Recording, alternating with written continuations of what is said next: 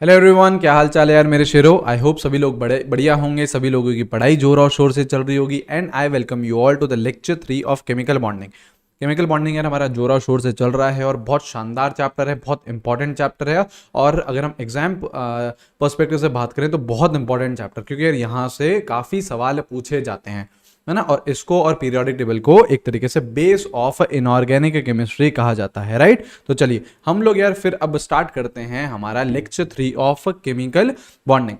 हम लोगों ने यार प्रीवियस लेक्चर में कोवलेंट बॉन्ड को स्टार्ट करा था, क्या होता है कोवलेंट बॉन्ड ये समझा था, कोऑर्डिनेट बॉन्ड समझा था, और फिर एंड किया था हमने कोवेलेंसी पे, राइट। तो यार उसी को ही हम आगे लेके जा रहे हैं। एक आपका टर्म आता है एक्सटेंडेड कोवेलेंसी। तो इस चीज को यार हमें बहुत अच्छे से समझना है ना, बहुत शानदार तरीके से समझना आप लोग, और बहुत अच्छे से समझ में भी आ जाएगा। ध्यान पूरा यहाँ पे, कॉन्सेंट्रेशन पूरा का पूरा यहाँ पे। पहले यार मैं कुछ कुछ यहाँ पे पॉइंट्स लिखने वाला हूँ और फिर उसमें हम कुछ कुछ एग्जाम्पल्स भी देखेंगे, ठीक है। तो सबसे पहला पॉइंट ये है कि only valence electron participate in bonding. आपके कौन से इलेक्ट्रॉन्स पार्टिसिपेट करते हैं बॉन्डिंग में? सिर्फ और सिर्फ जो वैलेंस शेल में प्रेजेंट हैं वो ही इलेक्ट्रॉन्स पार्टिसिपेट करने वाले हैं बॉन्डिंग में। Only valence electron participate in bonding, ठीक है। दूसरा पॉइंट ये है कि number of unpaired electron is equal to number of bonds formed. जितने आपके अनपेयर्ड इलेक्ट्रॉन रहेंगे उतने ही आपके बॉन्ड्स बनेंगे, है ना। ये ध्यान रखिएगा। तो क्योंकि अभी इस पॉइंट को मैं बहुत ज्यादा यूज करने वाला हूं, ये ध्यान रखना, जितने ज्यादा अनपेयर्ड इलेक्ट्रॉन रहेंगे उतने ही आपके बॉन्ड्स बनेंगे। जैसे सपोज करो 3 अनपेयर्ड इलेक्ट्रॉन्स है तो बॉन्ड कितने बन सकते हैं? 3 बन सकते हैं। जैसे सपोज करो 5 अनपेयर्ड इलेक्ट्रॉन है तो बॉन्ड कितने बन सकते हैं? 5 बन सकते हैं ना। ये चीज अभी हम देखेंगे, ठीक है। और जो लास्ट पॉइंट है वो है एक्सटेंडेड कोवेलेंसी के ऊपर। एक्सटेंडेड कोवेलेंसी मतलब कुछ जो एलिमेंट्स हैं वो अपनी कोवेलेंसी को एक्सटेंड कर सकते हैं। इसे वेरिएबल कोवेलेंसी के नाम से भी बोला जाता है। Extended covalency is shown by only those elements, सिर्फ और सिर्फ वो ही एलिमेंट्स आपके एक्सटेंडेड कोवेलेंसी शो करेंगे विच हैव एम्प्टी ऑर्बिटल्स, है ना। ये चीज यार अभी देखो सुनने में थोड़ी सी भारी लग रही है, लेकिन टेंशन करने की कोई भी बात नहीं है। अभी आपको सारी चीज मक्खन की तरह समझ में आ जाएगी, ठीक है। ध्यान यहाँ लगाइए। सबसे पहला यार जो हम एग्जाम्पल ले रहे हैं वो ले रहे हैं नाइट्रोजन का, ठीक है। सबसे पहले हम एग्जाम्पल ले रहे हैं नाइट्रोजन का। अब हम क्या लिखेंगे? इसकी इलेक्ट्रॉनिक कॉन्फ़िगरेशन लिखेंगे। इलेक्ट्रॉनिक कॉन्फ़िगरेशन क्या? 1s2 2s2 2p3, correct. 1s2 2s2 2p3 यही रहता है। डी तो आता नहीं है। डी कब आता है? जब आपका थर्ड शेल आता है तब आपका डी सब शेल इंट्रोड्यूस होता है। सेकंड शेल में तो डी नहीं होता है। अगर मैं आपका इलेक्ट्रॉनिक कॉन्फ़िगरेशन, वैलेंस इलेक्ट्रॉन कितने हैं? 5 हैं। लेकिन अगर हम ध्यान से देखें तो यहाँ पे ये तो आपका 2s है, यहाँ पे क्या हो रखी है? पेयरिंग हो रखी है। और ये आपका क्या है? 2p है, राइट। यहाँ पे कितने इलेक्ट्रॉन्स हैं? 3 इलेक्ट्रॉन्स हैं। तो कितने अनपेयर्ड इलेक्ट्रॉन्स हैं? यहाँ पे 3 अनपेयर्ड इलेक्ट्रॉन है, राइट। 3 अनपेयर्ड इलेक्ट्रॉन है तो नाइट्रोजन कितने बॉन्ड बना सकता है? अभी 3 बॉन्ड बना सकता है। देखो, number of unpaired electron is equal to number of bonds formed. तभी यार आपका एक कंपाउंड होता है NCl3, मतलब इधर नाइट्रोजन, इधर क्लोरीन और इधर क्लोरीन, ठीक है। ये आपका लोन पेयर, जो आपके जो s वाले ऑर्बिटल हैं, ये क्या हो जाएगा? आपका लोन पेयर हो जाएगा। ये क्या हो जाएगा? आपका लोन पेयर हो जाएगा जो s ऑर्बिटल में आपके इलेक्ट्रॉन्स है। तो कितने बॉन्ड पेयर आ रहे हैं? यहाँ पे 3 बॉन्ड पेयर आ रहे हैं। कितने बॉन्ड बना रहा है? 3 बॉन्ड बना रहा है। 3 बॉन्ड क्यों बना पा रहा है? क्योंकि उसके पास 3 अनपेयर्ड इलेक्ट्रॉन है। तो जो NCl3 है ये एग्जिस्ट करता है, बिल्कुल करता है। लेकिन उधर यार NCl5 ये डज नॉट एग्जिस्ट। आपका नाइट्रोजन के साथ 5 बॉन्ड कभी भी नहीं बन सकते हैं, है ना। NCl5 does not exist. क्यों? क्योंकि नाइट्रोजन बेचारे के पास 3 ही अनपेयर्ड इलेक्ट्रॉन्स हैं तो वो 3 बॉन्ड बनाएगा। ज्यादा से ज्यादा 4 बना सकता है जब वो लोन पेयर अपना ये डोनेट कर दे इन कोऑर्डिनेट बॉन्ड। तो मैक्सिमम कोवेलेंसी नाइट्रोजन की कितनी जाती है? 4 तक ही जाती है। 5 बॉन्ड नाइट्रोजन कभी भी नहीं बना सकता क्योंकि उसके पास एम्प्टी ऑर्बिटल नहीं है, या फिर ऐसा समझ लीजिए उसके पास अनपेयर्ड इलेक्ट्रॉन नहीं है। इसलिए नाइट्रोजन 5 बॉन्ड कभी भी नहीं बना सकता है। लेकिन देखना अभी अभी सारी चीज समझ में आएगी, आराम से ना। इसी के ही नीचे सेम ग्रुप में चल रहे हैं, नीचे वाला एलिमेंट लेते हैं, कौन, फॉस्फोरस भाई लेते हैं इसका, है ना, इसका भाई लेते हैं हम लोग, कौन, फॉस्फोरस। इसकी हम लोग इलेक्ट्रॉनिक कॉन्फ़िगरेशन लिखते हैं। इलेक्ट्रॉनिक कॉन्फ़िगरेशन अगर मैं लिखूं तो ये लिखूंगा नियॉन, करेक्ट, 3s2 3p3। सही, अगेन 5 वैलेंस इलेक्ट्रॉन्स है इसके पास। क्या 3d भी आ चुका है? बिल्कुल आ चुका है। खाली पड़ा हुआ है वो अलग बात है, लेकिन 3d भी तो आ चुका है, तो 3d 0 लिख देता हूं मैं, बिल्कुल लिख देता हूं। अगर मैं जैसे देखो s बनाना चाहूं तो दिस इज 3s, है ना, 2 इलेक्ट्रॉन फिल कर दिए। This is 3p, 3 electron fill कर दिए। अच्छा 3d बोल रहा है यार, अभी हम खाली पड़े हुए हैं, कोई दिक्कत नहीं है ना। d सबशेल में कितने ऑर्बिटल, 5 ऑर्बिटल, ये 5 बना दिया, कोई भी इलेक्ट्रॉन नहीं है, वो खाली पड़ा हुआ है। ठीक है, अभी कितने अनपेयर्ड इलेक्ट्रॉन दिख रहे हैं? 3 अनपेयर्ड इलेक्ट्रॉन दिख रहे हैं। 3 अनपेयर्ड इलेक्ट्रॉन दिख रहे हैं, तो वो कितने बॉन्ड्स बना सकता है? 3 बॉन्ड बना सकता है। कितने बॉन्ड बना सकता है फॉस्फोरस? इस स्टेट में कितने बॉन्ड बना सकता है? 3 बॉन्ड बना सकता है, क्योंकि उसके पास 3 अनपेयर्ड इलेक्ट्रॉन है। तो क्या PCl3 एग्जिस्ट करेगा? बिल्कुल करेगा यार। फॉस्फोरस इसमें कितने बॉन्ड बनाता है? देखो 3 बॉन्ड बनाता है, तो ये बिल्कुल एग्जिस्ट करेगा, PCl3 एग्जिस्ट करेगा इसमें, है ना। अच्छा, उधर ही हम देखें, जैसे यार अब फॉस्फोरस के पास क्या है? Empty d orbitals, right. जो मैंने अभी इलेक्ट्रॉनिक कॉन्फ़िगरेशन लिखी है 3s2 3p3, ये कहलाती है इसकी ग्राउंड स्टेट इलेक्ट्रॉनिक कॉन्फ़िगरेशन। ये क्या है? ग्राउंड स्टेट इलेक्ट्रॉनिक कॉन्फ़िगरेशन है ये, ठीक है। जो आप एज इट इज लिखते हो उसे हम क्या बोलते हैं? ग्राउंड स्टेट इलेक्ट्रॉनिक कॉन्फ़िगरेशन लिखते हैं। अब देखो क्या करो, अब क्या करो, जो फॉस्फोरस की ग्राउंड स्टेट इलेक्ट्रॉनिक कॉन्फ़िगरेशन, इसको थोड़ी सी एनर्जी दो, इसको थोड़ी सी एनर्जी दो। हम लोगों ने यार जब एटॉमिक स्ट्रक्चर पढ़ा था तो एक चीज पढ़ी थी कि कभी भी आप इलेक्ट्रॉन को अगर एनर्जी देते हो तो इलेक्ट्रॉन हायर शेल्स में जंप करता है, करेक्ट। तो जैसे ही मैं इसको थोड़ी सी एनर्जी देता हूं, तो जैसे ही मैं इसको थोड़ी सी एनर्जी दूंगा, तो जो 3s2 में जो 2 इलेक्ट्रॉन्स हैं वो एक जंप करके 3d में चले जाएगा। मतलब क्या होगा? जैसे ही थोड़ी सी आप एनर्जी दोगे तो इलेक्ट्रॉनिक कॉन्फ़िगरेशन क्या हो जाएगी? नियॉन। जो 3s से एक इलेक्ट्रॉन है वो जंप करके कहां चले जाएगा? 3d में। तो 3s में कितना बचेगा? एक ही। 3p तो 3 है, और 3d में भी क्या आ गया? 1। अब अगर मैं ध्यान से देखूं तो ये रहा s, एक इलेक्ट्रॉन, ये रहा p में तो कितने? 3 इलेक्ट्रॉन्स, और d में भी अगर मैं बात करूं तो कितने ऑर्बिटल होते हैं? d में 5 ऑर्बिटल होते हैं, और एक इलेक्ट्रॉन s वाला जंप करके d में चले गया है, तो ये हो गया। अब कितने अनपेयर्ड इलेक्ट्रॉन है? 5 अनपेयर्ड इलेक्ट्रॉन है। तो अब कितने बॉन्ड बना सकता है फॉस्फोरस? 5 बॉन्ड बना सकता है। जितने अनपेयर्ड इलेक्ट्रॉन होंगे उतने बॉन्ड्स बन सकते हैं, ये बात ध्यान रखना। और जब भी आप ऐसे एक बार जब आप एनर्जी देते हो, और जो पेयर्ड इलेक्ट्रॉन था, जैसे देखो 3s में जो इलेक्ट्रॉन थे वो पेयर्ड थे, बॉन्डिंग में काम नहीं आ रहे थे, आपने उनको एनर्जी देके उन्हें अनपेयर्ड कर दिया, इसको बोला जाता है first excited state. First excited state क्यों बोल रहा हूं?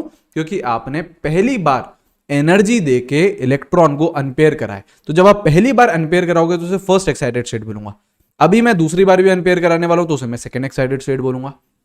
अब आपका फॉस्फोरस कितने बॉन्ड बना रहा है? 5 बॉन्ड बना रहा है, तो आपका जो PCl5 है ये भी एग्जिस्ट करेगा, बिल्कुल करेगा। क्यों? क्योंकि फॉस्फोरस आपका 5 बॉन्ड बनाने के लायक है, बिल्कुल लायक है। फर्स्ट एक्साइटेड स्टेट में फॉस्फोरस 5 बॉन्ड बना सकता है, लेकिन अगर ग्राउंड स्टेट में बोलोगे तो फॉस्फोरस 5 बॉन्ड नहीं बना पाएगा, सिर्फ और सिर्फ 3 बॉन्ड बना पाएगा। आ रही है बात समझ में? नाइट्रोजन के पास में ये लिबर्टी नहीं थी। क्यों? क्योंकि नाइट्रोजन के पास d ऑर्बिटल ही नहीं थे, खाली ऑर्बिटल ही नहीं थे। तो नाइट्रोजन भी चाह रहा था कि यार हम जैसे तैसे करके अपनी कोवेलेंसी एक्सटेंड कर लेते हैं, हमको अगर कोई थोड़ी सी एनर्जी दे तो हम भी s वाले जो इलेक्ट्रॉन है उसको अनपेयर कर सकते हैं, लेकिन जगह ही नहीं है, रखोगे कहां पे? 2d तो होता ही नहीं है, करेक्ट। तो आपके नाइट्रोजन के पास एम्प्टी ऑर्बिटल है ही नहीं, एम्प्टी ऑर्बिटल नहीं है तो वो अपनी वैलेंसी एक्सटेंड नहीं कर सकता। यही चीज बोलिए, एक्सटेंडेड कोवेलेंसी कौन से एलिमेंट शो करेंगे? जिनके पास एम्प्टी ऑर्बिटल होंगे, जिनके पास खाली डब्बे होंगे, ताकि अगर हम एक्साइटेशन करें, ताकि हम थोड़ी सी एनर्जी दें तो इलेक्ट्रॉन जंप करके उस खाली ऑर्बिटल में जा सके, जो कि फॉस्फोरस में था। फॉस्फोरस में 3d पूरा का पूरा खाली पड़ा था, तो हमने यार उसे यूज ले लिया, करेक्ट। ऐसे ही जैसे मैं आपको और एग्जांपल दिखाऊंगा, शानदार तरीके से समझाऊंगा, आप टेंशन नहीं लो। जैसे हम बात करते हैं ऑक्सीजन भाई, ठीक है, ऑक्सीजन भाई की बात करते हैं। ऑक्सीजन की बात करें तो इलेक्ट्रॉनिक कॉन्फ़िगरेशन लिखो, क्या लिखोगे? 1s2 2s2 2p4। देखो ये क्या है? 2s है, ये रहे आपके 2 इलेक्ट्रॉन। अब बात करो जरा 2p का, 2p4, ये देखो एक इधर एक इधर एक इधर और एक इधर, कितने अनपेयर्ड इलेक्ट्रॉन दिख रहे हैं? 2 अनपेयर्ड इलेक्ट्रॉन, 2 अनपेयर्ड इलेक्ट्रॉन। तो कितने बॉन्ड बना सकता है? 2 बॉन्ड्स बना सकता है, करेक्ट। डी होगा क्या इसके पास? नहीं, सेकंड शेल है ना यार, सेकंड शेल में तो डी होता ही नहीं है। अच्छा, ये मैंने इसकी क्या लिखी है? ये मैंने लिखी है ग्राउंड स्टेट इलेक्ट्रॉनिक कॉन्फ़िगरेशन। ये मैंने इसकी क्या लिख दी है? ग्राउंड स्टेट इलेक्ट्रॉनिक कॉन्फ़िगरेशन लिख दी है, हाँ या ना? जब एज इट इज आप लिख देते हो ना, उसको हम क्या बोलते हैं? ग्राउंड स्टेट इलेक्ट्रॉनिक कॉन्फ़िगरेशन इसकी लिख दी है मैंने, ये रही, ठीक है। तो तभी देखो जैसे आपका H2 है तो ये ऑक्सीजन, ये H, ये H, बिल्कुल 2 बॉन्ड बना रहा है, 2 बॉन्ड बिल्कुल आपका ऑक्सीजन बना सकता है, ठीक है। ग्राउंड स्टेट इलेक्ट्रॉनिक कॉन्फ़िगरेशन में बना सकता है। एक्साइटेशन हम ऑक्सीजन के केस में नहीं कर सकते क्योंकि उसके पास एम्प्टी ऑर्बिटल्स नहीं है। अब उधर ही अगर मैं इसके भाई की बात लूँ तो जैसे नीचे का एलिमेंट कौन सा ले लूँ? सल्फर ले लूँ। अब देखो सल्फर के केस में आप ध्यान से देखिएगा, इलेक्ट्रॉनिक कॉन्फ़िगरेशन लिखो नियॉन 3s2 3p4। अच्छा 3d 0 कर दूं? 3d में इलेक्ट्रॉन कोई नहीं है, लेकिन 3d आ तो चुका है, थर्ड शेल में ही d सब शेल इंट्रोड्यूस हो जाता है। तो अगर मैं इसको लिखूं ऐसे, ये ऐसा, ठीक है, 3p4 बनाओ, ये देखो एक एक इलेक्ट्रॉन, फिर ये पेयरिंग कर दी, और 3d बोल रहा है, हम तो भैया खाली पड़े हैं अभी, कोई टेंशन की बात ही नहीं है, ये लो भैया खाली पड़े, कोई दिक्कत नहीं। कितने अनपेयर्ड इलेक्ट्रॉन दिख रहे हैं? 2 अनपेयर्ड इलेक्ट्रॉन दिख रहे हैं, 2 अनपेयर्ड इलेक्ट्रॉन दिख रहे हैं, तो कितने बॉन्ड्स बन जाएंगे? 2 बॉन्ड्स बन जाएंगे, बहुत अच्छी बात है। ये इसकी क्या हो जाएगी? ग्राउंड स्टेट इलेक्ट्रॉनिक कॉन्फ़िगरेशन को मैं EC लिख रहा हूँ ना, ground state electronic configuration. Okay, तो सल्फर की अगर ग्राउंड स्टेट इलेक्ट्रॉनिक कॉन्फ़िगरेशन की बात करें तो उसके पास 2 अनपेयर्ड इलेक्ट्रॉन होते हैं, 2 अनपेयर्ड इलेक्ट्रॉन के साथ ये 2 ही बॉन्ड बना पाएगा। This is sulphur, this is H, this is H, correct. लेकिन अब क्या करा? अब हमको एक्साइटेशन करानी है। अब हम एक्साइटेशन करा सकते हैं, क्यों? क्योंकि हमारे पास खाली ऑर्बिटल प्रेजेंट है। तो अब हमने एक्साइटेशन क्या करा? सपोज करो मैंने इस वाले इलेक्ट्रॉन्स को थोड़ी सी एनर्जी दी, इस वाले इलेक्ट्रॉन को मैंने थोड़ी सी एनर्जी दी। एनर्जी देते से हमें पता है इलेक्ट्रॉन क्या करेगा? हायर शेल्स में जंप करेगा। हायर शेल में जंप करेगा तो ये जो 3p में जो पेयर्ड इलेक्ट्रॉन है वो जंप करके कहां चले जाएगा? 3d में चले जाएगा। तो अब जैसे मैं आपको दिखाऊं एग्जाम्पल दिखाऊं, अब जैसे मैंने थोड़ी सी एनर्जी दी तो वो किसमें कन्वर्ट हो जाएगा? फर्स्ट एक्साइटेड स्टेट में। किसमें? फर्स्ट एक्साइटेड स्टेट में। तो फर्स्ट एक्साइटेड स्टेट में क्या हो रहा है?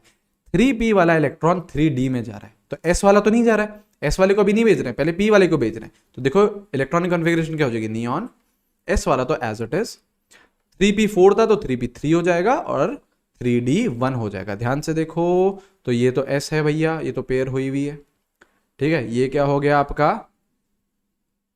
ये क्या हो गया? ऐसा कुछ हो गया। और आपका d ऑर्बिटल की बात करूं तो d ऑर्बिटल आपका ऐसा कुछ हुआ। अब कितने अनपेयर्ड इलेक्ट्रॉन है? कितने अनपेयर्ड इलेक्ट्रॉन है? 4 अनपेयर्ड इलेक्ट्रॉन।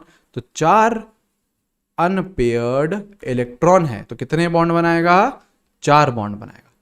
4 अनपेयर्ड इलेक्ट्रॉन के साथ कितने बॉन्ड बनाएगा? 4 बॉन्ड बनाएगा। तभी आपका इसका एग्जांपल होता है SO2, जैसे S double bond O double bond O। तो यहाँ पे देखो सल्फर कितने बॉन्ड बना रहा है?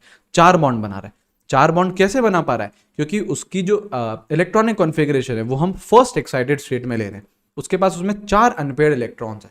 4 अनपेयर्ड इलेक्ट्रॉन है तो वो 4 बॉन्ड तक बना सकता है। आ रही है बात समझ में?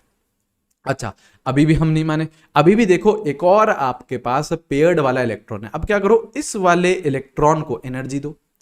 इसको आप जैसे ही एनर्जी दोगे, अब ये क्या करेगा? ये इलेक्ट्रॉन कूद के कहां चले जाएगा? डी में चले जाएगा। तो अब आप दूसरी बार एक्साइटेशन कर रहे हो, इसको हम बोलेंगे सेकेंड एक्साइटेड स्टेट। इसको हम क्या बोलेंगे? सेकेंड बार आप एक्साइटेशन करा रहे हो, this is second excited state. तो अब क्या होगा? एस वाला इलेक्ट्रॉन भी डी में चले जाएगा। तो देखो इलेक्ट्रॉनिक कॉन्फ़िगरेशन क्या हो जाएगी? नियॉन, एस वाला डी में चले जाएगा तो ये 3s1 हो जाएगा, 3p3 और 3d2। अब मैं बनाऊं, जैसे 3s बनाना चाहूं तो ये हो गया एक इलेक्ट्रॉन, 3p बनाना चाहें तो देखो 3 इलेक्ट्रॉन हैं, 3 में ये डाल दीजिए। 3d बनाना चाहें तो ये 3d 1 2 3 4 5 और ये 2 इलेक्ट्रॉन इसमें। अब देखो कितने अनपेयर्ड इलेक्ट्रॉन आ चुके हैं? कितने आ चुके हैं? 6 अनपेयर्ड इलेक्ट्रॉन आ चुके हैं, तो मतलब कितने बॉन्ड बनेंगे, 6 बॉन्ड बनेंगे। और 6 बॉन्ड का एग्जाम्पल क्या होता है सल्फर का, SO3। ये देखो, ये रहा। तो देखो सल्फर कितने बॉन्ड बना रहा है, 6 बॉन्ड बना रहा है। अब अगर ये आपसे कोई पूछे कि वो 6 बॉन्ड कौन सी स्टेट में बनाता है, तो सेकेंड एक्साइटेड स्टेट में वो 6 बॉन्ड बना पाता है, फर्स्ट एक्साइटेड स्टेट में वो 4 बॉन्ड बना पाता है, और ग्राउंड स्टेट में सल्फर सिर्फ 2 बॉन्ड ही बना पाता है।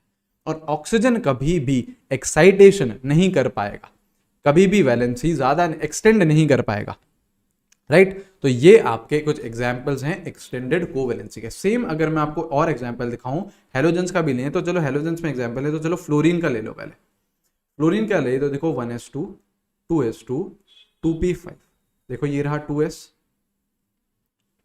और ये रहा 2p। देखिए ये 5 इलेक्ट्रॉन्स भर दिए, 5 इलेक्ट्रॉन भर दिए। कितने अनपेयर्ड इलेक्ट्रॉन है, एक ही अनपेयर्ड है।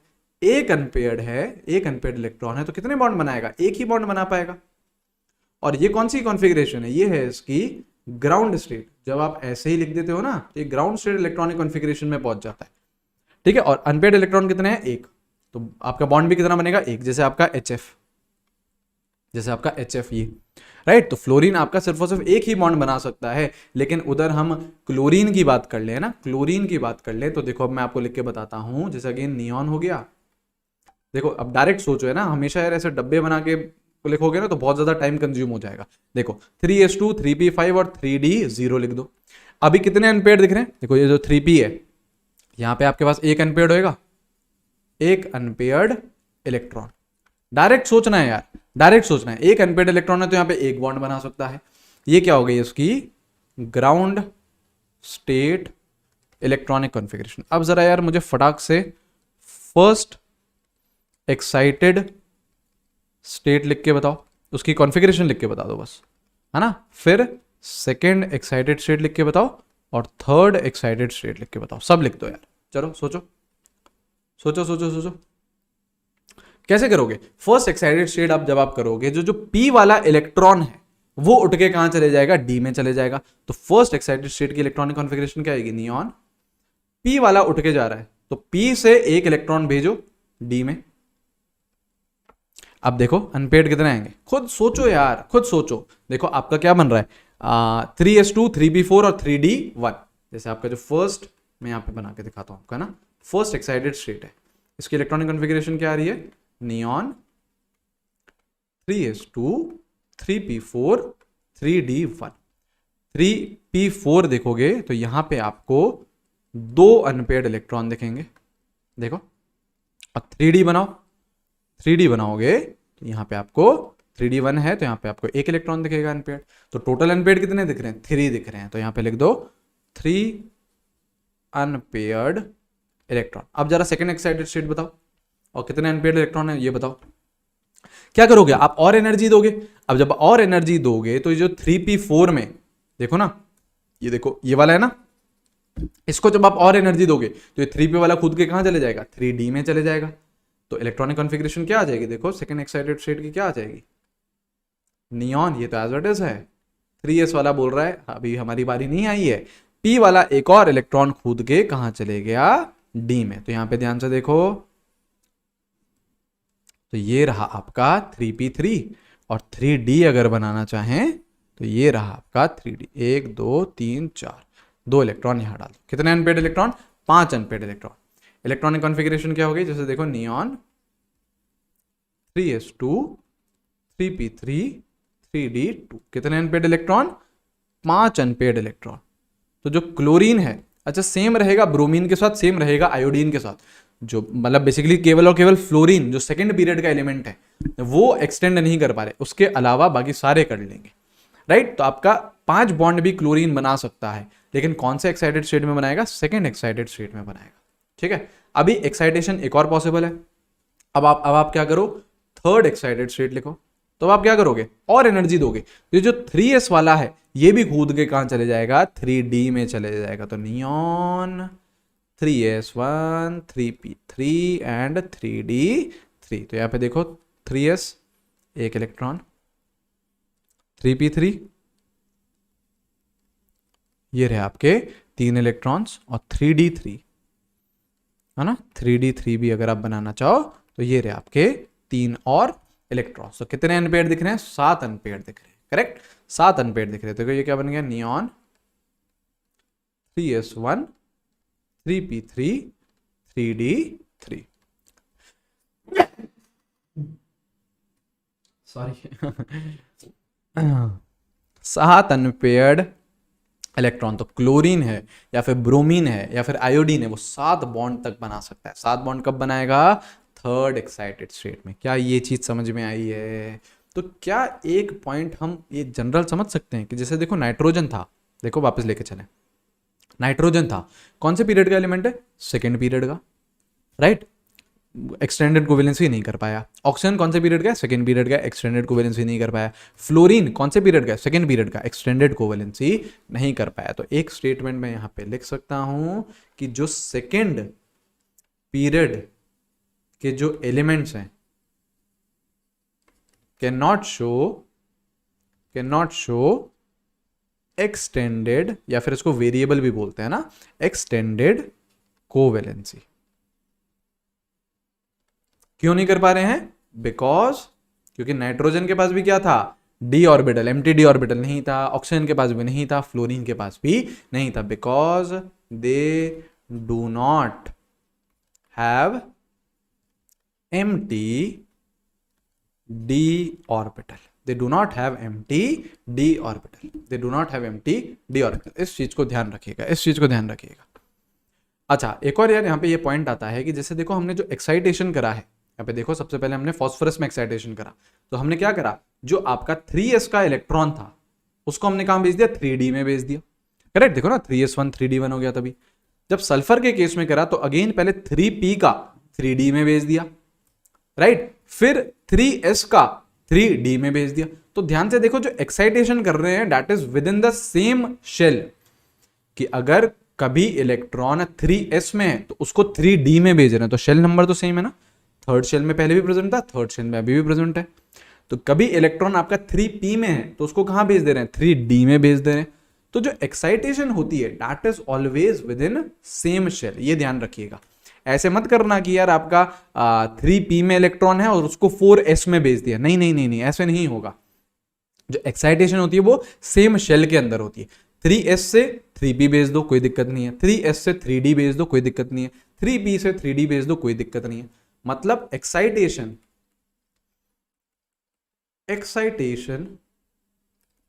Of electron is possible within same shell only. जो सेम शेल रहेगा उसी के ही इधर एक्साइटेशन पॉसिबल है, उसके अलावा उसके बाहर अपर शेल में, हायर शेल्स में एक्साइटेशन पॉसिबल नहीं है। सेम शेल में ही आप एक्साइटेशन कर सकते हो। तो ध्यान रखना, ऐसे जो आपके सेकंड पीरियड के एलिमेंट्स हैं वो बेचारे एक्सटेंडेड कोवेलेंसी शो नहीं कर पाते हैं, है ना, उनके पास यार खाली ऑर्बिटल ही नहीं है। लेकिन जो बाकी के और हैं, है ना, आपके थर्ड पीरियड के हो गए, फोर्थ पीरियड के हो गए, वहां पे यार डी आ जाता है, और डी आते से ही वो अपनी एक्सटेंडेड कोवेलेंसी शो कर सकते हैं, क्योंकि उनके पास एम्प्टी डी ऑर्बिटल्स मिल जाते हैं। आइए बात समझ में। तो ये हमने एकदम कोवेलेंसी का कॉन्सेप्ट शानदार तरीके से समझा। अब हमें समझने हैं बॉन्ड पैरामीटर, है ना। चलो उससे पहले ड्रॉबैक देख लो ऑक्टेट रूल के। देखो यार, अभी तक हम लोग क्या करते हुए आ रहे हैं? ऑक्टेट रूल की। यार ऑक्टेट जो एटम कंबाइन कर रहा है वो क्यों कर रहा है? ऑक्टेट रूल की वजह से कर रहा है। उसको वैलेंस शेल में कितने इलेक्ट्रॉन चाहिए? 8 चाहिए, तभी यार वो स्टेबल हो पाएगा। हाइड्रोजन के केस में ड्यूप्लेट चाहिए। लेकिन ऐसे बहुत सारे ड्रॉबैक्स भी हैं आपके ऑक्टेट रूल के। कैसे? सबसे पहला ड्रॉबैक आता है इलेक्ट्रॉन डेफिशिएंट कंपाउंड्स। ऐसे कंपाउंड्स जो इलेक्ट्रॉन डेफिशिएंट है, जो जिसमें 8 इलेक्ट्रॉन से कम है, वो भी एग्जिस्ट करते हैं। जैसे एग्जांपल है, जैसे BF3, ये है BF3। देखो इसका स्ट्रक्चर, बोरॉन, इधर फ्लोरीन, इधर फ्लोरीन, इधर फ्लोरीन। ये एग्जिस्ट करता है? बिल्कुल करता है, मजे से करता है, स्टेबल मॉलिक्यूल है। हाँ, इधर अगर हम बात करें तो बोरॉन कितने बॉन्ड बना रहा है?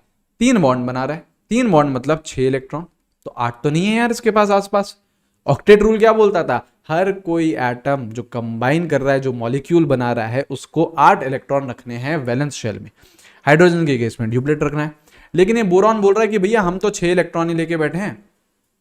तो हम तो अगर 6 इलेक्ट्रॉन ही लेके बैठे हैं, हम तो यार फिर भी स्टेबल है, फिर भी स्टेबल है। तो ये क्या है, एक तरीके से ड्रॉबैक हो गया आपके ऑक्टेट रूल का। ऐसे आपके मॉलिक्यूल्स हैं जो इलेक्ट्रॉन डेफिशिएंट है, जिसमें आपके 8 इलेक्ट्रॉन से कम है, उसके बाद भी वो स्टेबल है, ऐसे कंपाउंड्स को क्या बोला जाता है, हाइपोवेलेंट कंपाउंड्स। क्या बोला जाता है, हाइपोवेलेंट कंपाउंड्स बोला जाता है। अच्छा, ये क्या हो गया, इलेक्ट्रॉन डेफिशिएंट कंपाउंड्स हैं, ये एक एक्सेप्शन हो गया। दूसरा एक्सेप्शन रहते हैं आपके electron rich compounds, electron rich compound. जैसे आपका एग्जांपल है PCl5 का, देखो इधर फॉस्फोरस, ये क्लोरीन, ये क्लोरीन, ये क्लोरीन, इधर ऊपर भी क्लोरीन और इधर नीचे भी क्लोरीन। अच्छा, स्ट्रक्चर पे यार ऐसे बहुत ज़्यादा टेंशन नहीं लेना कि सर ने ऐसे कैसे बना लिया स्ट्रक्चर, यार स्ट्रक्चर हम लोग हाइब्रिडाइजेशन ऑफ VACPR में बहुत शानदार तरीके से सीख जाएंगे सारे। अच्छा, इधर देखो फॉस्फोरस कितने बॉन्ड बना रहा है, 5 बॉन्ड बना रहा है। 5 बॉन्ड बना है तो मतलब कितने, 10 इलेक्ट्रॉन। तो 10 इलेक्ट्रॉन है तो क्या 8 से ऊपर गए ना यार, लेकिन PCl5 तो एग्जिस्ट करता है। ऑक्टेट रूल तो बोलता था भैया 8 ही होने चाहिए, तो फ्लॉप हो रहा है ना यार। यहाँ पे PCl5 अगर एग्जिस्ट कर रहा है, it is a stable molecule. तो फॉस्फोरस में 10 इलेक्ट्रॉन्स है, 10 इलेक्ट्रॉन है, फिर भी अगर एग्जिस्ट कर रहा है तो आपका ऑक्टेट रूल ये फॉलो नहीं कर रहा है। तो ये क्या है, ड्रॉबैक है यार ऑक्टेट रूल का। इसको हम क्या बोलते हैं, हाइपरवेलेंट, है ना। ऐसे कंपाउंड्स को हम क्या बोलते हैं, हाइपरवेलेंट। देखो हाइपोवेलेंट किसको बोलते हैं, जिसमें 8 से कम इलेक्ट्रॉन होंगे, और अगर 8 से ज्यादा हो गए, ऑक्टेट से ज्यादा हो गए, तो उसको हम क्या बोलते हैं, हाइपरवेलेंट। क्या बोलते हैं, हाइपरवेलेंट। ठीक है, ये 2 ड्रॉबैक थे। तीसरा ड्रॉबैक क्या था आपका, तीसरा ड्रॉबैक था ऑड इलेक्ट्रॉन स्पीशीज। देखिए ऑड इलेक्ट्रॉन स्पीशीज, जिसका एग्जाम्पल रहता है आपका NO। देखो इसका स्ट्रक्चर क्या रहता है, N डबल बॉन्ड O। अब देखो नाइट्रोजन में वैलेंस इलेक्ट्रॉन कितने होते हैं, 5 होते हैं। तो 2 तो इसने बॉन्डिंग में काम ले लिए, बाकी इसके पास 3 इलेक्ट्रॉन ऐसे भी प्रेजेंट रहेंगे। जरा नाइट्रोजन को घूरो, नाइट्रोजन को घूरो, जरा नाइट्रोजन को जब घूरोगे तो आपके कितने बॉन्ड बना रहा है नाइट्रोजन, 2 बॉन्ड बना रहा है। 2 बॉन्ड मतलब 4 इलेक्ट्रॉन, एक बॉन्ड का मतलब 2 इलेक्ट्रॉन होते हैं, 2 बॉन्ड का मतलब 4 इलेक्ट्रॉन। 4 इलेक्ट्रॉन, अरे 5, 6 और ये 7, तो उसके पास कितने इलेक्ट्रॉन है आसपास, 7 इलेक्ट्रॉन है। तो अगेन यार ये ऑक्टेट रूल फॉलो नहीं कर रहा है। ऑक्टेट रूल के हिसाब से तो उसके पास 8 होने चाहिए थे, तभी स्टेबल होगा, लेकिन NO स्टेबल रहता है 7 इलेक्ट्रॉन के साथ भी। तो अगेन ये भी क्या हो गया, ड्रॉबैक हो गया आपका किसका, ऑक्टेट रूल का। ठीक है, तो यार ऑक्टेट रूल पहले चलता था, क्योंकि वो पहले सबसे पहले थ्योरी ही ऑक्टेट रूल की थी, लेकिन ऑक्टेट रूल फिर हमने रिजेक्ट कर दिया गया जब आपके और ज्यादा कंपाउंड्स डिस्कवर होते गए। ठीक है, तो ये आपके ड्रॉबैक हैं ऑक्टेट रूल के। अब देखो हम लोग कौन सा बॉन्ड पढ़ रहे हैं, हम लोग पढ़ रहे हैं आपका कोवलेंट बॉन्ड, वही हीरो है यार। अब अलग अलग यहाँ पे बॉन्ड पैरामीटर्स आ रहे हैं। अब हमको बॉन्ड के बारे में पढ़ना है, यार बॉन्ड लेंथ क्या होती है, बॉन्ड एंगल क्या होता है, बॉन्ड ऑर्डर क्या होता है, बॉन्ड की एनर्जी क्या होती है, ये सारी बातें अब हमको पढ़नी है। और ऐसे कौन कौन से फैक्टर्स हैं जो इन बॉन्ड पैरामीटर्स को, जिन पे बॉन्ड पैरामीटर्स डिपेंड करते हैं, है ना। जैसे बॉन्ड लेंथ किस किस पे डिपेंड करता है, बॉन्ड एनर्जी किस किस पे डिपेंड करती है, ये सारी बातें अब हमको सीखनी है।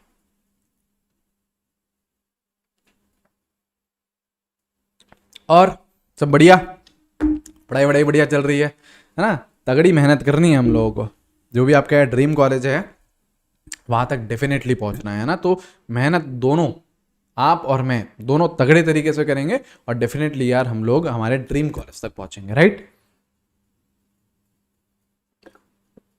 चलिए स्टार्ट करते हैं, बॉन्ड लेंथ के बारे में स्टार्ट करते हैं। देखो बॉन्ड लेंथ की सबसे पहले तो डेफिनेशन देखिए, क्या बोल रहा है, the distance between the nucleus of 2 atoms. 2 atom ले लो, ठीक है, उनके न्यूक्लियस ले लो, उन दोनों के बीच का अगर आप डिस्टेंस नापोगे तो उसी डिस्टेंस को क्या बोला जाता है, बॉन्ड लेंथ बोला जाता है ना। जब मैं आपका पहला लेक्चर पढ़ा रहा था तो मैंने आपको बताया था बॉन्ड लेंथ ऐसा डिस्टेंस है, ऐसी लेंथ है जहां पे एनर्जी मिनिमम हो जाती है। बॉन्ड लेंथ पे जो आपकी एनर्जी होती है वो क्या हो जाती है, मिनिमम हो जाती है। और एनर्जी मिनिमम हो जाती है तो जो स्टेबिलिटी है वो क्या हो जाती है, मैक्सिमम हो जाती है ना। ये बात हमने ऑलरेडी कर रखी है। तो देखो जैसे आपके कोई से भी 2 एटम्स है, ए और बी, जैसे सपोज करो 2 एटम्स है, ए और बी जैसे 2 एटम है, ए का न्यूक्लियस लो, बी का न्यूक्लियस लो, दोनों के न्यूक्लियस के बीच का डिस्टेंस निकालो, जितना भी डिस्टेंस आ रहा है उसको हम क्या बोलते हैं, उसकी बॉन्ड लेंथ बोलते हैं। अब देखो 2 तरीके के यहाँ पे केस हो सकते हैं, 2 केसेस पॉसिबल है। है ना। दो केसेस आपके पॉसिबल है। केस वन आपका जब दोनों के दोनों जो कंबाइनिंग एटम्स हैं उनकी इलेक्ट्रोनेगेटिविटी का डिफरेंस ऑलमोस्ट जीरो है, मतलब व्हेन इलेक्ट्रोनेगेटिविटी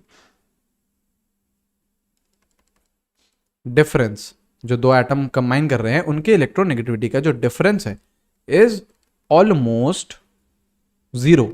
मतलब जैसे मैं अगर एग्जाम्पल की बात करूं तो एग्जाम्पल आपका जैसे हो जाएगा H2, दोनों को दोनों जो एटम्स है हाइड्रोजन और हाइड्रोजन है, राइट, जैसे F2 जैसे Cl2। तो ऐसे टाइप में आप जो बॉन्ड लेंथ है वो कैसे निकाल सकते हो? बॉन्ड लेंथ निकाल सकते हो सिंपली रेडियस ले लो A का और रेडियस ले लो B का। मतलब A और B सपोज करो दो ऐसे एटम्स हैं जिनकी इलेक्ट्रोनेगेटिविटी का डिफरेंस ऑलमोस्ट जीरो है। तो कुछ नहीं करो, रेडियस ले लो A का, रेडियस ले लो B का, रेडियस ले लो A का, रेडियस ले लो B का। तो इन दोनों के बीच का जो न्यूक्लियस का डिस्टेंस है ये आ जाएगा आपके पास, तो आपके पास बॉन्ड लेंथ आ जाएगी। ठीक है, अगर ये तो पहला केस है, लेकिन जरूरी है कि यार इलेक्ट्रोनेगेटिविटी का डिफरेंस सेम ही हो, नहीं यार, है ना। When electronegativity electronegativity difference is not zero, जब जीरो नहीं हो, तो ये चीज यार हम लोगों ने कहाँ पढ़ी थी? पीरियोडिक टेबल में भी पढ़ रखी है, अगर आपको ध्यान हो तो। क्या है? RA plus RB minus 0.09 into चाय A माइनस चाय B, इसका मॉड। चाय A और चाय B क्या है? Electronegativity of A and B, right. तो इस तरीके से आप बॉन्ड लेंथ निकाल सकते हो। वैसे यार कोई पूछेगा नहीं आपसे ये फॉर्मूला, है ना, लेकिन फिर भी यार मैंने बता दिया है अपने एंड से, ठीक है। ये बात हम ना ऑलरेडी कर चुके हैं हमारे पीरियोडिक टेबल में। तो इस तरीके से आप बॉन्ड लेंथ निकाल सकते हो। दो केसेस बनते हैं, या तो यार दोनों के दोनों जो कंबाइनिंग एटम है वो सेम हो, तो कुछ नहीं, सेम हो तो दोनों के रेडियसेस लो और ऐड कर दो। अगर अलग अलग हैं और इलेक्ट्रोनेगेटिविटी डिफरेंस ज्यादा है ना, तो आप लोग सीधा सीधा ये फॉर्मूला लगाएंगे तो बॉन्ड लेंथ निकाली जाएगी। अब देखो ऐसे कौन कौन से फैक्टर्स हैं जिसपे बॉन्ड लेंथ डिपेंड करती है, ये भी हमको पढ़ना है। तो देखो नेक्स्ट क्या है? Factors affecting bond length. अब खुद सोचो ऐसे कौन कौन से फैक्टर्स होंगे जिसपे हमारी बॉन्ड लेंथ डिपेंड कर सकती है। खुद सोचिए तो आपके ऐसे कौन कौन से फैक्टर्स हैं जिन पे बॉन्ड लेंथ डिपेंड कर रही है? दो मेजर फैक्टर्स हैं जिन पे बॉन्ड लेंथ डिपेंड करती है। सबसे पहला है साइज ऑफ कंबाइनिंग एटम्स। जो आपके एटम्स हैं जो कंबाइन कर रहे हैं उनकी साइज क्या है? ऑब्वियसली यार अगर साइज बड़ी होगी तो आपका न्यूक्लियस दूर चले जाएगा, तो बॉन्ड लेंथ भी क्या होगी? बड़ी हो जाएगी। जैसे देखो एक ये एटम है ना, और एक ये एटम है, ठीक है, इसका डिस्टेंस, और मैं अगर इसके एटम को बढ़ा दूं तो यहाँ पे जो न्यूक्लियस है जिसका, वो क्या करेगा? दूर चले जाएगा। तो जैसे जैसे साइज ऑफ कंबाइनिंग एटम बढ़ती जाएगी वैसे वैसे उनके न्यूक्लियस के बीच का डिस्टेंस भी बढ़ता जाएगा, तो ऑब्वियसली बॉन्ड लेंथ भी इंक्रीज करती जाएगी। करेक्ट? तो सीधी सीधी बात है, जो बॉन्ड लेंथ है that is directly proportional to size of combining atoms. जो आपके एटम्स कंबाइन कर रहे हैं उनकी साइज के डायरेक्टली प्रोपोर्शनल है। Bond length is directly proportional to size of combining atoms. हाँ या ना? बिल्कुल सही है। जैसे देखो एग्जांपल देखिए,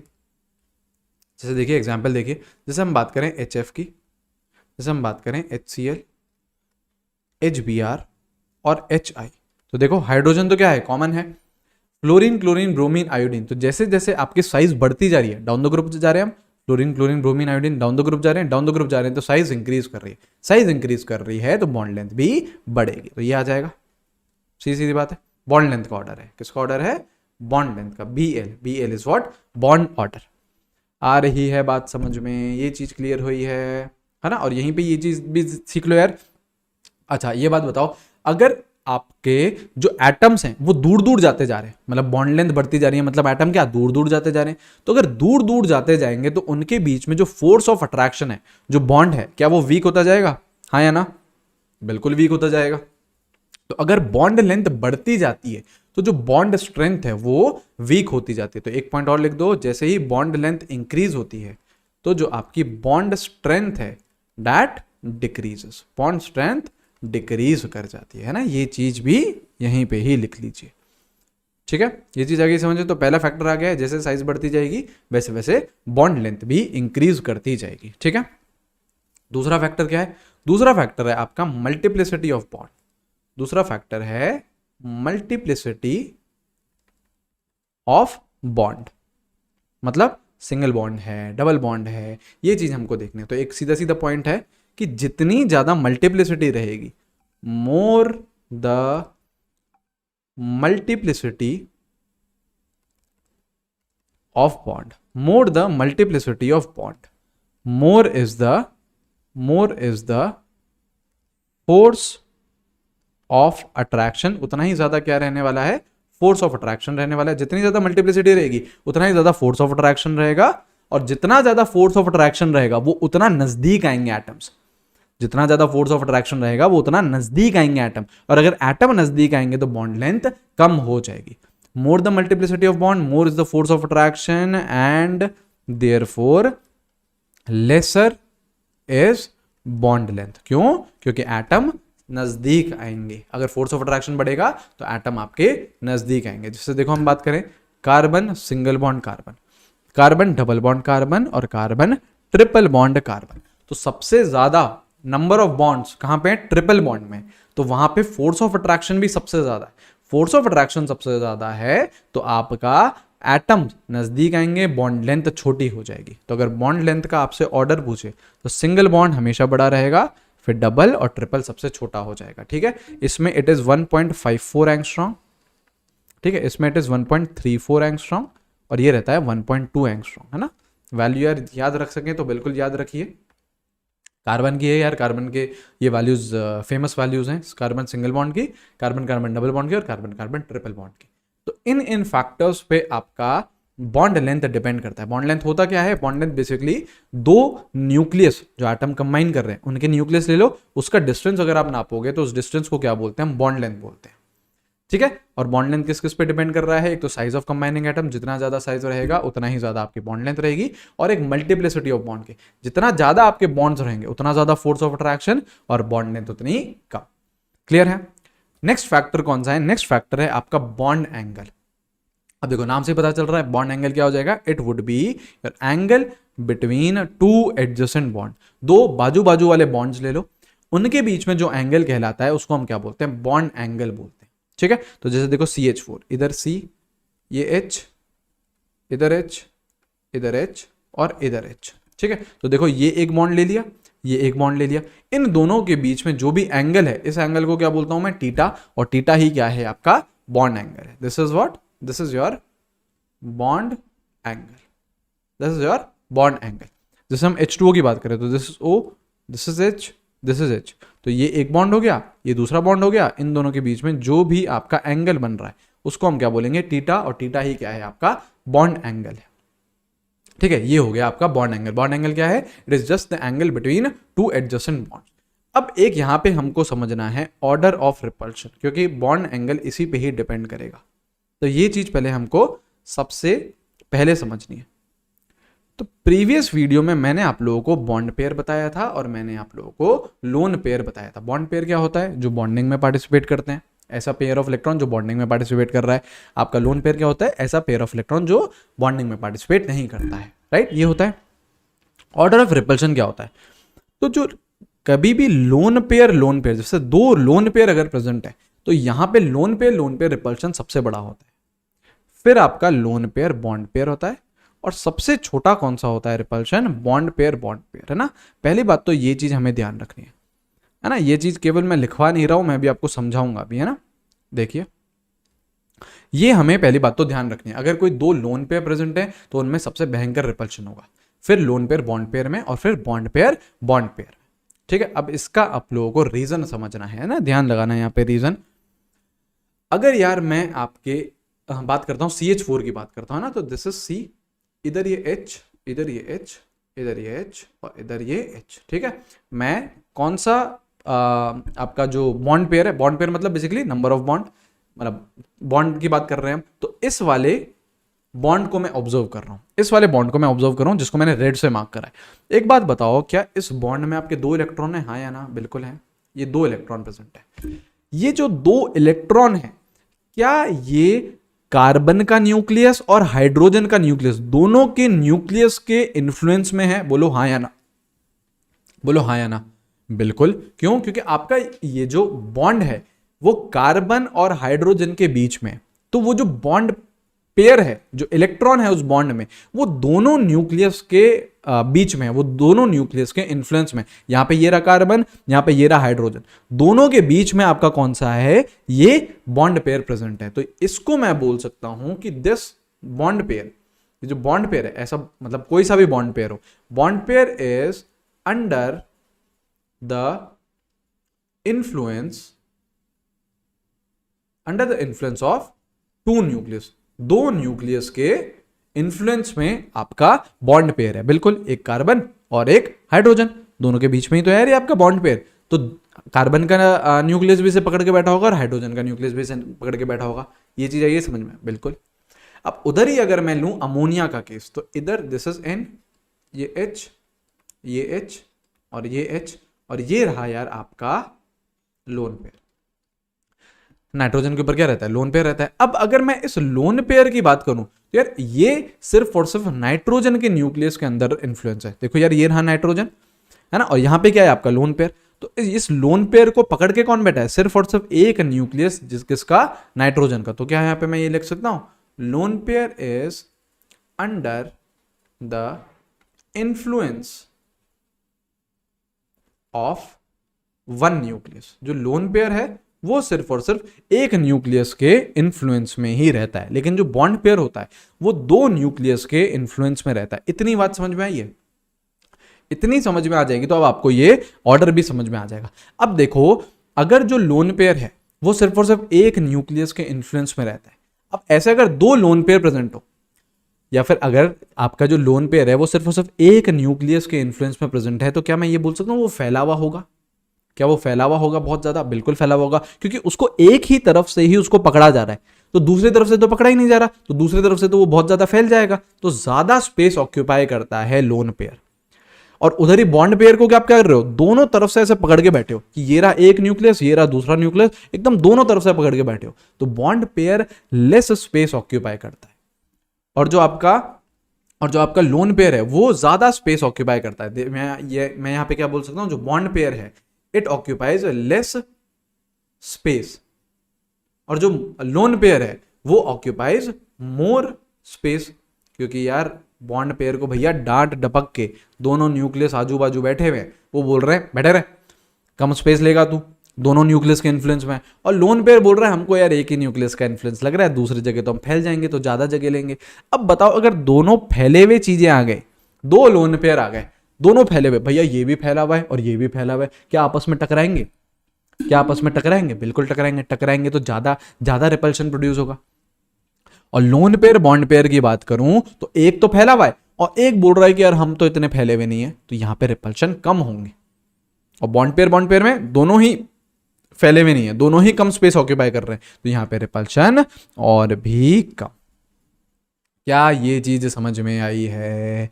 लोन पेयर ज्यादा स्पेस ऑक्यूपाई करता है क्योंकि वो एक न्यूक्लियस के अंडर होता है, बॉन्ड पेयर कम स्पेस ऑक्यूपाई करता है क्योंकि वो दो न्यूक्लियस के अंडर में होता है। और अगर दोनों लोन पेयर आ गए, ज्यादा वाले आ गए, एकदम फैलने वाले, तो वो क्या करेंगे, धक्का मुक्की करेंगे, तो रिपल्शन एकदम से इंक्रीज कर जाएगा। तो ये होता है आपका ऑर्डर ऑफ रिपल्शन। क्लियर है ये चीज? अब देखो इन पे कैसे हमारे फैक्टर्स डिपेंड करने वाले हैं, मतलब बॉन्ड एंगल किस किस पे डिपेंड करने वाला है ये हम डिसाइड करने वाले हैं। देखो, फैक्टर्स इफेक्टिंग बॉन्ड लेंथ नहीं है, बॉन्ड लेंथ हम पढ़ आए हैं, बॉन्ड एंगल है भैया, है ना, बॉन्ड एंगल है, ठीक है। चलो, तो सबसे पहला फैक्टर कौन सा आ रहा है आपका, लोन पेयर। सबसे पहला फैक्टर कौन सा आया आपका, लोन पेयर। अब ध्यान से समझना है ना, क्योंकि अब चीजें इंटरेस्टिंग होने वाली है। जैसे हम बात करें आपका CH4, तो इधर C, इधर H, इधर H और इधर H, ठीक है। अमोनिया भैया को ले लो, नाइट्रोजन, इधर H और इधर लोन पेयर। ऑक्सीजन भैया को ले लो, मतलब पानी भैया को, तो ये रहा, ये इधर लोन पेयर और ये इधर लोन पेयर, करेक्ट। तो यहाँ पे तो आपके 0 लोन पेयर हैं CH4 में, अमोनिया में 1 लोन पेयर है और पानी में आपके 2 लोन पेयर है। अब ध्यान से समझना क्या होगा,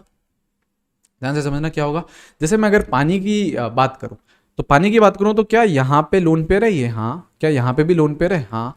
क्या लोन पेयर रिपल्शन सबसे ज्यादा होता है? बिल्कुल, क्योंकि लोन पेयर सबसे ज्यादा स्पेस ऑक्यूपाई करते हैं, ज्यादा स्पेस ऑक्यूपाई करते हैं तो वो ज्यादा रिपल्शन देंगे। अब ये दोनों क्या कर रहे हैं, एक दूसरे को रिपल्शन कर रहे हैं। जो आपके ऑक्सीजन के ऊपर जो दो लोन पेयर हैं वो क्या कर रहे हैं, रिपल्शन कर रहे हैं। वो रिपल्शन करेंगे तो क्या अब अल्टीमेटली ये देखो, ये वाला तो बॉन्ड पेयर है, तो क्या अब ये जो आपका लोन पेयर है ये इसको धक्का देगा? बिल्कुल। क्या ये भी इसको धक्का देगा? बिल्कुल। तो जो हमारे दो एटम्स हैं, दो जो एटम्स है, जो एंगल बन रहा है, दोनों पे जो धक्के आ रहे हैं, क्या आपको ये फील हो रहा है कि ये कम हो जाएंगे? बॉन्ड एंगल क्या हो जाएगा? कम हो जाएगा। क्यों कम हो रहा है? क्योंकि वहां पे लोन पेयर रिपल्शन है। लोन पेयर रिपल्शन होने के कारण वो जो लोन पेयर है बॉन्ड पेयर पे धक्का दे रहे हैं और बॉन्ड पेयर धक्का दे रहे हैं, तो बॉन्ड एंगल क्या हो रहा है? स्क्वीज हो रहा है। करेक्ट। अच्छा, ऐसे ही देखो यहां पे नाइट्रोजन है। अब देखो नाइट्रोजन भी इधर धक्का तो दे रहा होगा, बिल्कुल दे रहा होगा, लेकिन इसका धक्का कम होएगा थोड़ा। क्यों? क्योंकि यहां पे जो आपका नाइट्रोजन है, यहां पे आपका एक लोन पेयर और एक बॉन्ड पेयर है। लेकिन ऑक्सीजन के केस में दोनों क्या थे? बॉन्ड पेयर, सॉरी दोनों क्या थे? लोन पेयर थे। देखो ना, दो लोन पेयर थे ना, और आपस में तगड़ा रिपल्शन कर रहे होंगे, तगड़ा रिपल्शन कर रहे होंगे, तो वो स्क्वीज कर रहे हैं एंगल। करेक्ट। और कार्बन बोल रहा है हमारे पास तो कोई लोन पेयर ही नहीं है, हमारे पास बॉन्ड पेयर ही बॉन्ड पेयर है। तो हमारे में भी रिपल्शन तो हो रहा है, लेकिन इतना ज्यादा रिपल्शन नहीं है ना, तो बॉन्ड एंगल इतना ज्यादा कम नहीं होगा। तो यहाँ पे जो बॉन्ड एंगल आता है वो आता है 109 डिग्री 28 मिनट्स का। अमोनिया में आता है लगभग 107 डिग्री का। पानी में आता है 104 डिग्री का। 104.5 रहता है। वैल्यू याद रखने की जरूरत नहीं है, लेकिन ये समझो कि रिपल्शन के चक्कर में इधर बॉन्ड एंगल स्क्वीज हो रहा है, इधर बॉन्ड एंगल स्क्वीज हो रहा है। तो क्या समझे, जब आपका जैसे CH4 था, एक भी लोन पेयर नहीं था, तो 109 डिग्री 28 मिनट है। एक लोन पेयर आया तो बॉन्ड एंगल कम हो गया, 107 तक हो गया। दो लोन पेयर आए तो 104 पे पहुंच गए। तो क्या हम ये समझ पा रहे हैं कि जो बॉन्ड एंगल है, जो बॉन्ड एंगल है, that is inversely proportional to number of lone pair. वो लोन पेयर के इनवर्सली प्रोपोर्शनल है। अगर लोन पेयर बढ़ते जा रहे हैं तो बॉन्ड एंगल आपका कम होता जा रहा है। क्या ये बात समझ में आ रही है? ये चीज क्लियर हुई है? बिल्कुल हुई है। तो पहला फैक्टर क्या है? लोन पेयर है। लोन पेयर अगर बढ़ रहे हैं सेंट्रल एटम पे तो आपका बॉन्ड एंगल कम हो रहा है। ठीक है। अच्छा, दूसरा देखो, दूसरा फैक्टर क्या है? दूसरा फैक्टर है electronegativity of central atom. Electronegativity of central atom पे भी आपका बॉन्ड एंगल डिपेंड करता है। कैसे? जैसे अगर सपोज करो मैं NH3 और PH3 को कंपेयर करो, इनका क्या कंपेयर कर रहे हैं हम? Bond angle. अब ध्यान से सुनना, है ना, अभी एकदम आंखें खुलने वाली है। कैसे? NH3 को अगर मैं लिखूं तो इधर N, इधर H, इधर H, इधर H, ठीक है भैया। PH3 इधर H, इधर H और इधर H। हाँ या ना? बिल्कुल सही है। क्या यहाँ पे लोन पेयर है? बिल्कुल। क्या यहाँ पे भी लोन पेयर है? बिल्कुल। दोनों सेम ग्रुप के तो हैं यार। तो वैलेंस इलेक्ट्रॉन तो 5 हैं, 3 बॉन्ड बना रहे हैं, तो 3 तो बॉन्डिंग में काम आ गए, 2 इलेक्ट्रॉन और प्रेजेंट रहेंगे। वो क्या है? Lone pair. तो लोन पेयर तो दोनों में क्या है? सेम। तो पहला फैक्टर तो नहीं लगा सकता। मैंने क्या बोला? लोन पेयर अगर बढ़ता है तो बॉन्ड एंगल कम होता है, लेकिन वो वाला फैक्टर तो मैं नहीं लगा पा रहा, क्योंकि दोनों में लोन पेयर की गिनती बराबर है। हाँ या ना? बिल्कुल सही है। अब क्या हो रहा है? इलेक्ट्रोनेगेटिविटी ऑफ सेंट्रल एटम, ये जो आपका नाइट्रोजन है और ये जो आपका हाइड्रोजन है, ये जो बॉन्ड बना रहे होंगे, ऑब्वियसली ज्यादा इलेक्ट्रोनेगेटिव कौन है? नाइट्रोजन। भयंकर इलेक्ट्रोनेगेटिव होता है, थर्ड मोस्ट इलेक्ट्रोनेगेटिव एलिमेंट होता है पूरे पीरियोडिक टेबल में नाइट्रोजन। तो वो क्या करेगा? हाइड्रोजन से बोलेगा हट, हाइड्रोजन के जो शेड पेयर ऑफ इलेक्ट्रॉन्स हैं, जो शेयरिंग हो रही है, उसको अपनी तरफ खींच के रखेगा कि भैया हम ज्यादा ताकतवर है, नाइट्रोजन, हम नाइट्रोजन बोल रहे हैं हम ज्यादा ताकतवर हैं, तो वो शेड पेयर ऑफ इलेक्ट्रॉन अपनी तरफ खींच के रखेगा। मतलब ये जो बॉन्ड है, यहाँ पे जो इलेक्ट्रॉन्स है, क्या यहाँ पे प्रेजेंट रहेंगे? वो बिल्कुल। ऐसे ही इधर भी अपने पास रखेगा और इधर भी अपने पास रखेगा। बिल्कुल सही है। अच्छा, सेकंड केस में देखो, ये फॉस्फोरस है। अब फॉस्फोरस और हाइड्रोजन के केस में इलेक्ट्रोनेगेटिविटी का डिफरेंस इतना ज्यादा नहीं होता, मतलब दोनों की ऑलमोस्ट सेम सी पावर रहती है। ऑलमोस्ट अगर सेम सी पावर रहती है तो यहाँ पे जो शेयर्ड पेयर ऑफ इलेक्ट्रॉन रहेगा वो ऑलमोस्ट बीच में रहेगा, यहाँ पे भी बीच में रहेगा, यहाँ पे भी बीच में रहेगा।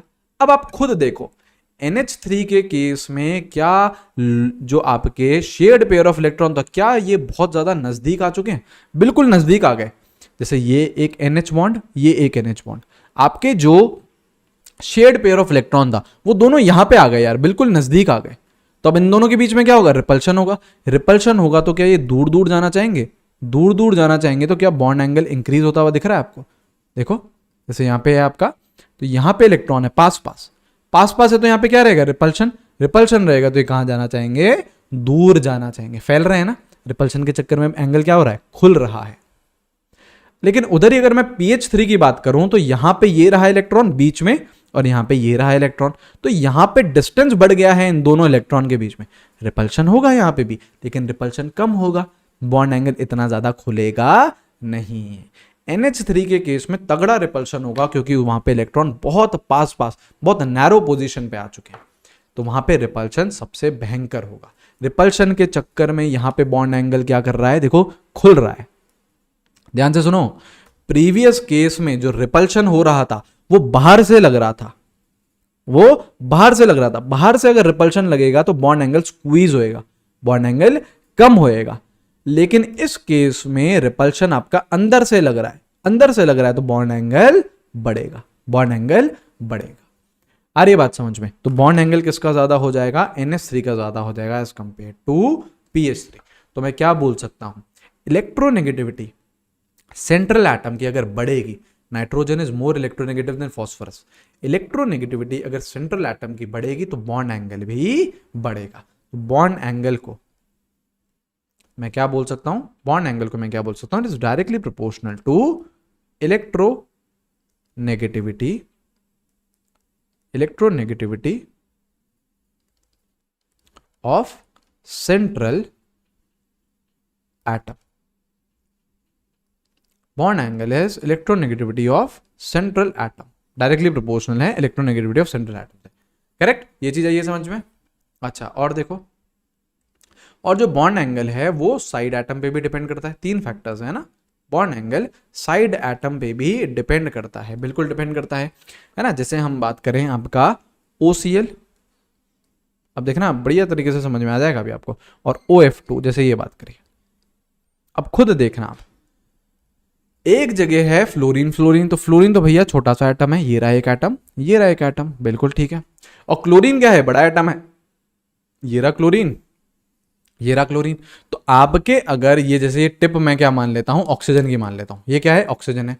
यहां पे आपके छोटे छोटे फ्लोरीन प्रेजेंट है, ठीक है। और अब मैंने क्या कर दिया, बड़े बड़े क्लोरीन लगा दिए। तो क्लोरीन अगर बड़े बड़े लगा दिए है तो क्या इन दोनों क्लोरीन में रिपल्शन नहीं होगा, बिल्कुल होगा। रिपल्शन होगा तो क्या ये दूर जाना चाहेंगे, बिल्कुल जाना चाहेंगे। दूर जाना चाहेंगे तो ये देखो, ये दूर जाना चाह रहे हैं, दूर जाना चाह रहे हैं तो बॉन्ड एंगल देखो खुल रहा है या बंद हो रहा है, सोचो। खुल रहा है ना यार, दूर जा रहे हैं, दूर जा रहे हैं, तो बॉन्ड एंगल क्या करेगा, खुलेगा, राइट। तो यहाँ पे बॉन्ड एंगल इंक्रीज हो रहा है, ठीक है। तो ये हम यहाँ पे क्या बोल सकते हैं कि आपका जो साइड एटम है उसकी जैसे साइज बढ़ती जाएगी, जैसे क्लोरीन बढ़ा था तो बॉन्ड एंगल भी बढ़ रहा है। तो मैं यहाँ पे ये क्या बोल सकता हूं, जो भी आपका बॉन्ड एंगल है, जो भी आपका बॉन्ड एंगल है, that is directly proportional to size of side atom. जो आपका बाजू वाला एटम है उसकी साइज अगर बड़ी होगी तो बॉन्ड एंगल भी बड़ा हो जाएगा, हाँ या ना, बताइए। तो बॉन्ड एंगल यार बहुत इंपॉर्टेंट एस्पेक्ट है। अच्छा, बॉन्ड एंगल अभी खत्म नहीं हुआ है, अभी हाल फिलहाल के लिए आपको जितना समझ जरूरत थी वो मैंने बता दी है। अब बॉन्ड एंगल वापस आएगा जब मैं आपको हाइब्रिडाइजेशन पढ़ाना स्टार्ट करूंगा, तो बॉन्ड एंगल वापस आता है और बहुत डिटेल में जाते हैं उसमें हम लोग, है ना। तो अभी के लिए इतनी इंफॉर्मेशन बॉन्ड एंगल की बहुत सफिशिएंट है, ठीक है। चलो नेक्स्ट क्या है, नेक्स्ट है आपका बॉन्ड ऑर्डर। अब देखो ये बहुत ही आसान है यार, बहुत ही आसान है। बॉन्ड ऑर्डर क्या होता है, BO से रिप्रेजेंट कर रहे हैं, क्या बोलते हैं हम इसे, डेफिनेशन क्या है, it is number of bonds between two conjugative atom. आप दो एटम ले लीजिए, है ना, दो एटम ले लीजिए, उनके बीच में कितने नंबर ऑफ बॉन्ड्स हैं वो क्या कहलाता है, उसका बॉन्ड ऑर्डर। जैसे देखो H2, तो ये रहता है H और H, कितने बॉन्ड्स हैं, एक बॉन्ड है, तो बॉन्ड ऑर्डर कितना रह गया 1। O2, वो डबल बॉन्ड हो, कितने बॉन्ड्स हैं 2, तो बॉन्ड ऑर्डर कितना हो गया 2।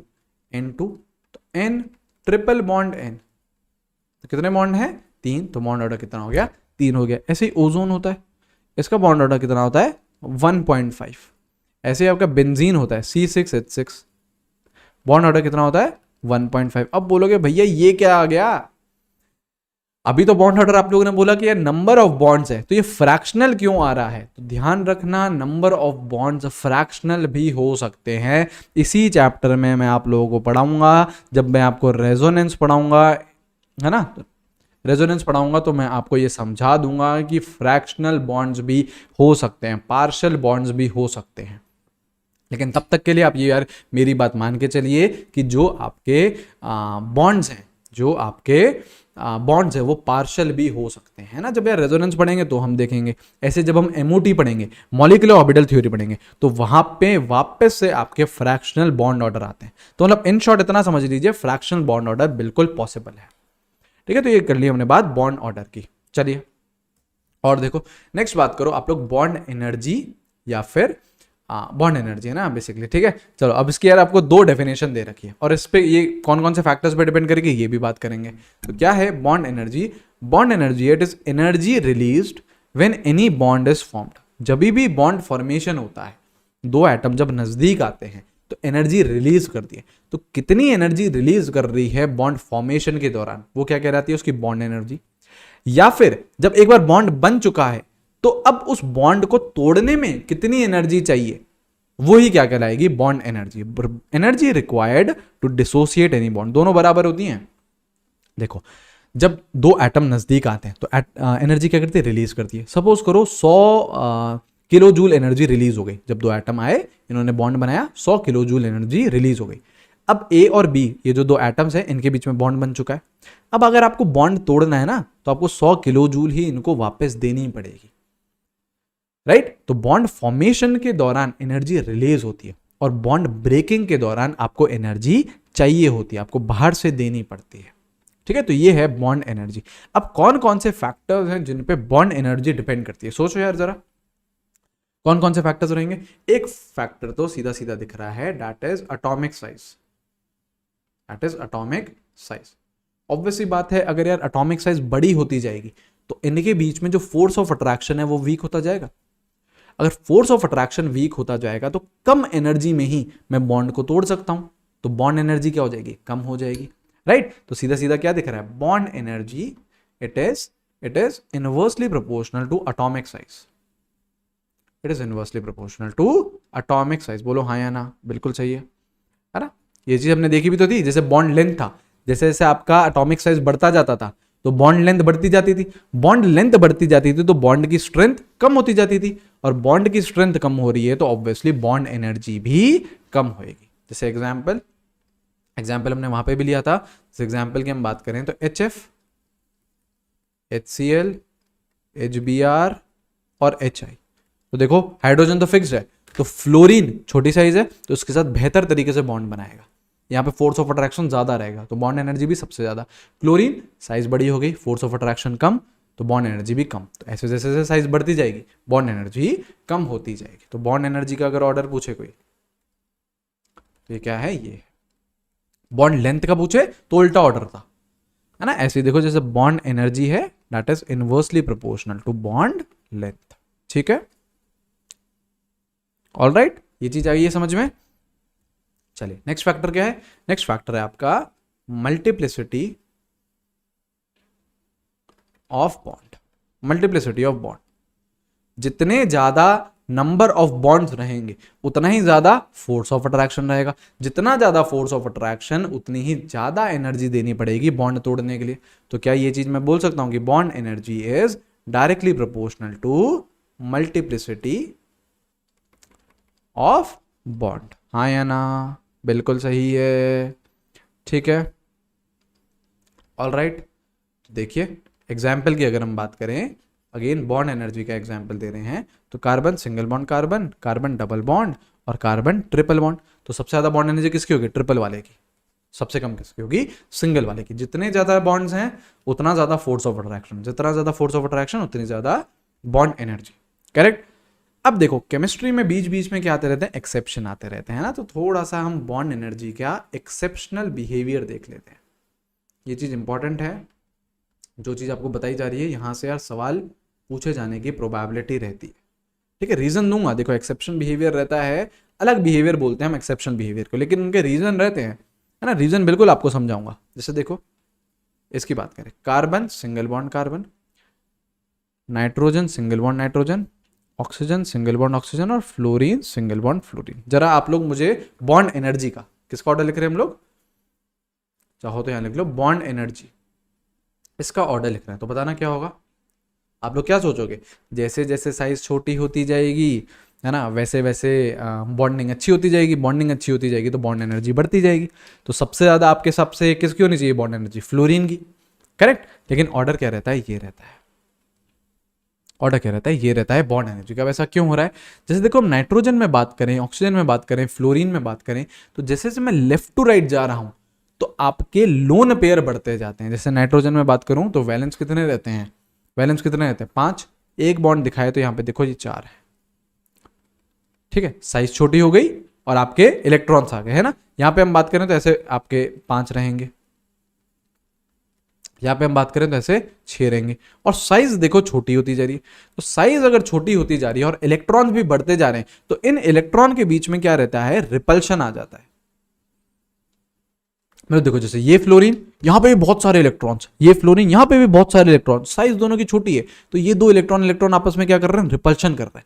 रिपल्शन कर रहे हैं तो ये दूर जाना चाह रहे हैं, दूर जाना चाह रहे हैं तो बॉन्ड की एनर्जी कम कर रहे हैं, बॉन्ड की स्ट्रेंथ कम कर रहे हैं। तो इसका अगर कोई रीजन पूछता है तो रीजन होता है ड्यू टू लोन पेयर, जो ये जो इलेक्ट्रॉन्स हैं, जो लोन पेयर है, इनके रिपल्शन के चलते हुए, इनके रिपल्शन के चलते हुए बॉन्ड की स्ट्रेंथ कमजोर होती जा रही है। बॉन्ड की स्ट्रेंथ कमजोर होती जा रही है तो बॉन्ड एनर्जी भी कमजोर होती जा रही है। अरे बात समझ, ये पहला पॉइंट। ऐसे ही जैसे मैं बात करूं हैलोजेंस की, जैसे देखो F2 है, Cl2, Br2 एंड I2। तो अगर आपसे अगेन बॉन्ड एनर्जी का ऑर्डर पूछे, बॉन्ड एनर्जी का, अब आपको क्या लगेगा, भैया फ्लोरीन फ्लोरीन सबसे छोटे छोटे, तो यहाँ पे बॉन्डिंग क्या रहेगी, सबसे बढ़िया रहेगी, बॉन्ड स्ट्रेंथ सबसे ज्यादा हो जानी चाहिए, बॉन्ड एनर्जी भी सबसे ज्यादा हो जानी चाहिए ना, यही आ रहा है मन में। लेकिन ऑर्डर क्या रहता है, Cl2 की सबसे ज्यादा एनर्जी होती है, देन Br2, देन F2, और सबसे कमजोर कौन सा होता है, I2। This is very very very important, बहुत बार पूछा जा सकता है ये, मतलब बहुत इंपॉर्टेंट है ये चीज हमको याद रखनी ही रखनी है। रीजन बच्चा वही है, लोन पे रिपल्शन। कैसे, फ्लोरीन की साइज क्या है, छोटी, देखो सबके पास सेम ग्रुप के हैं तो वैलेंस इलेक्ट्रॉन तो सबके पास सेम है 7, एक बॉन्डिंग में काम आ गया 6 मैंने दिखा दिए, देखो यहाँ पे भी ऐसा ही है, सबके पास ऐसा ही है। लोन पेयर तो अल्टीमेटली सबके पास क्या है, सेम है, देखो सारे के बना देता हूं मैं। लेकिन क्या हो रहा है, फ्लोरीन के केस में आपकी साइज क्या है, छोटी है, तो यहां पे भी छोटी साइज, यहां पे भी छोटी साइज, तो यहां पे इन दो इलेक्ट्रॉन्स के बीच में, इन दो पेयर के बीच में रिपल्शन सबसे ज्यादा है, रिपल्शन सबसे ज्यादा है, तो बॉन्ड स्ट्रेंथ कमजोर कर रहे हैं, बॉन्ड स्ट्रेंथ कमजोर कर रहे हैं तो वो आसानी से टूट जाएगा। साइज छोटी है बिल्कुल, नजदीक है बिल्कुल है, पर लेकिन उस नजदीकी के कारण ही उनके जो लोन पेयर थे वो भी नजदीक हो जा रहे हैं और उनके बीच में रिपल्शन बहुत ज्यादा बढ़ता जा रहा है, रिपल्शन बहुत ज्यादा बढ़ जा रहा है। आ रही है बात समझ में। अब ऐसे ही जैसे देखो यही बात हो गई, सल्फर की बात हो गई और ऑक्सीजन की बात हो गई। तो अब देखो लोन पेयर तो सेम है, दोनों के दोनों सेम ग्रुप के हैं, लेकिन आपके ऑक्सीजन की साइज क्या है, छोटी है, साइज छोटी है तो वहां पे रिपल्शन ज्यादा है, रिपल्शन ज्यादा है तो अगेन बॉन्ड स्ट्रेंथ कम हो जाएगी, बॉन्ड स्ट्रेंथ कम हो जाएगी। ये आ जाएगा अगेन बॉन्ड एनर्जी का ऑर्डर। ठीक है, तो ये कुछ यार एक्सेप्शनल बिहेवियर है, जो चीज़ यार मैंने कवर कर ली है। तो यहाँ पे हम यार एक बहुत सॉलिड फाउंडेशन हमने केमिकल बॉन्डिंग की ले लिया। अब आगे नेक्स्ट वीडियो से हम लोगों को इनकी प्रॉपर जो थ्योरीज हैं वो स्टार्ट करनी है। सबसे पहले कौन सी थ्योरी स्टार्ट करेंगे, वैलेंस बॉन्ड थ्योरी स्टार्ट करेंगे। लुईस कॉसल थ्योरी हम पढ़ चुके हैं, that was based on octet rule. Octet rule के मैंने आपको ड्रॉबैक भी बता दिया। अब हमको मेनली क्या पढ़नी है, वैलेंस बॉन्ड थ्योरी पढ़नी है। ठीक है, तो valence bond theory next video में पढ़ेंगे। पूरे एक वीडियो में मैं आपको अच्छे से पूरे के पूरे वैलेंस बॉन्ड थ्योरी शानदार तरीके से समझाता हूँ। ऑलराइट, चलिए जोर और शोर से पढ़ते रहिए। Till then take care everyone, have a great day, see you guys, bye bye.